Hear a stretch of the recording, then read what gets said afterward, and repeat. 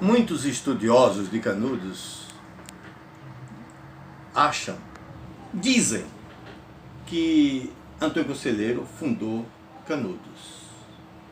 Olha, a minha opinião é de que ele não fundou Canudos porque Canudos já pré-existia a Antônio Conselheiro.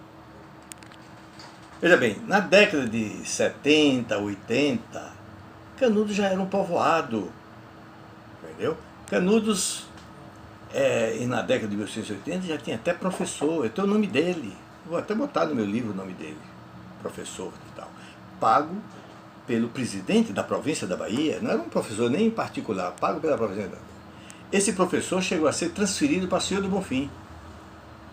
Ele chegou a ser ter um cartório, ter um tabelião, foi tabelião do lado do cartório lá em Senhor do Bonfim.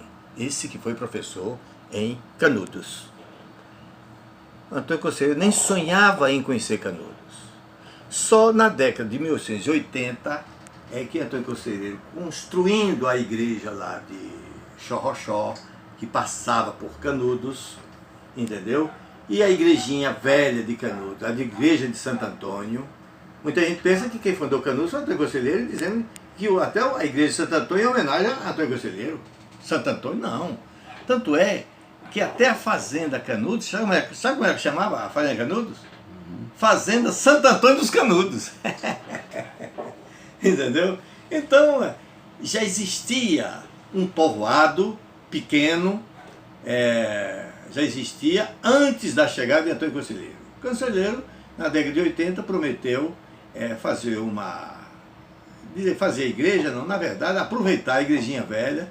A igrejinha velha faz parte do interior da igreja que ele construiu, com a ajuda daquele auxiliar dele, que chegou lá para construir. Pois é, tudo bem. Então, quando ele voltou para Nova Soure, teve aquele problema, quando ele estava vindo para o Maceté, tem o fogo do Maceté, você sabe, com fogo, ele botou para correr a polícia, os atacantes, entendeu? Ele, inclusive, deixou preso um tenente para aqui, para Cumbe, veio aqui. Ele, antes de passar uns dias aqui, naquela casa, na casa de rancho de Antônio Carneiro, que muitos anos depois seria a casa de Dona Joaninha, de Pequeno, entendeu? Ali, ele ficou na quarto da frente, inclusive esse quarto foi chamado durante muitos anos ao quarto do Antônio Conselheiro, entendeu? Ele ficou aí na casa de Antônio Conselheiro, e nesses dias finais de maio de 1893 e início de junho, ele fez o platibanda da igreja velha do Cumbe, que foi destruída na década de 60, né? Tá certo? Pois é, ele aí, no início de junho, ele foi para Canudos, até chegou um pouquinho antes de 12 de junho, para inaugurar a igreja de Santo Antônio, porque a inauguração é de Santo Antônio de Canudos. Ele tinha de chegar ou no dia ou antes um pouquinho, entendeu? Pois é, como ele ficou lá de 1893, de junho de 1893, morando, vivendo, até quando faleceu, em 22 de setembro de 1897, né? Mais de 4 anos, quase 5, né? O cálculo, 93, 93 e tal. Pois é.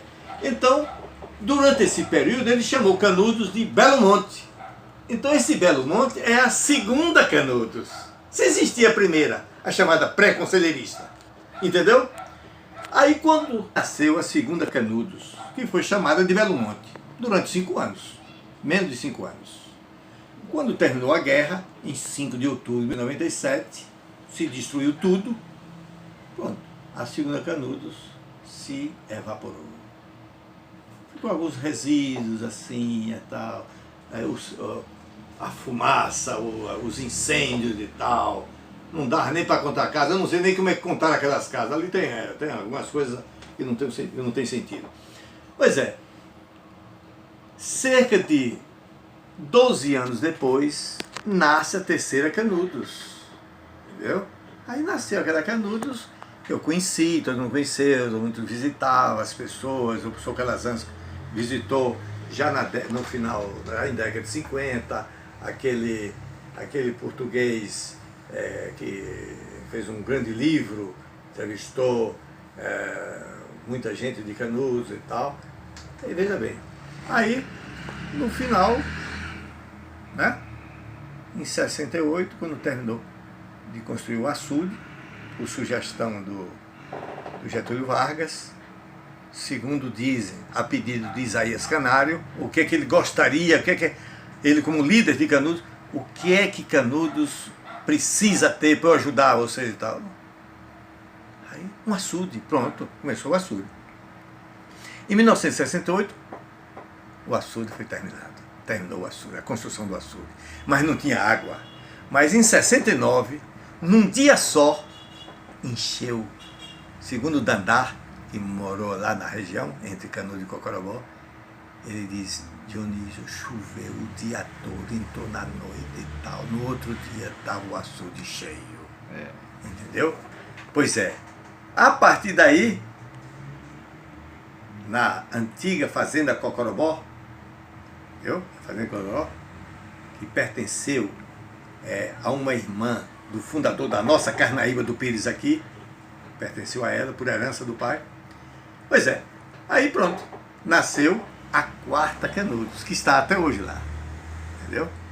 Então temos a primeira, pré-conselheirista, temos a segunda conselheirista, que teve o nome de Belo Monte, teve a terceira, que nasceu, dizem que nasceu, no mesmo ano em que Enoque Canário nasceu, em 1909, entendeu? É certo? Aí só acabou quando o açude chegou, em 1968, e quando a água encheu o açude em 69, aí tudo passou para Cocorobó, que é a quarta Canudos. Então, a primeira pré-conselheirista, a segunda conselheirista, a terceira pós-conselheirista e a quarta em Cocorobó, que hoje se chama Canudos.